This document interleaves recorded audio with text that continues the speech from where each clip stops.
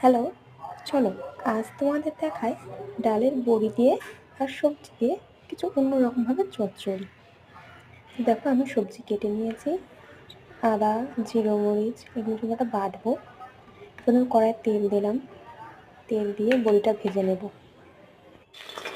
বড়িটা ভাজা হয়ে গেলে তুলে রাখবো। আবার ওই করে তেল দিয়ে পাঁচ ফোড়ন দেবো।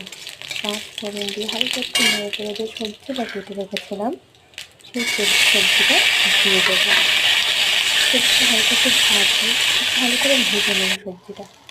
এর গন্ধটা, কাঁচা গন্ধটা চলে যায়। এবার ঝাল হলুদ নুন সবার ঘরে যেটা থাকে, কোনো মশলাপাতি এক্সট্রা না। একটু পেঁয়াজ টমেটো দিলাম, যে মশলাটা বেটে রেখেছিলাম সেই মশলাটা দিলাম, একটু জল দিয়ে দিলাম, দিয়ে একটু ভালোভাবে ঢাকা দিয়ে রাখবো। এবারে সেই বড়িটা দিয়ে দিলাম, দিয়ে এবার ঢাকা দিয়ে দেবো। দিয়ে কিছুক্ষণ রাখবো। রাখার পর ঝোলটা ফুটে এলে একটু ভালো করে খুন্তি দিয়ে ভালো করে নেড়ে দেবেন। আচ্ছা, এটা আমার ফার্স্ট টাইম বানাচ্ছি আমি, কোনো ভুল ত্রুটি হলে একটু ক্ষমা করে দেবেন।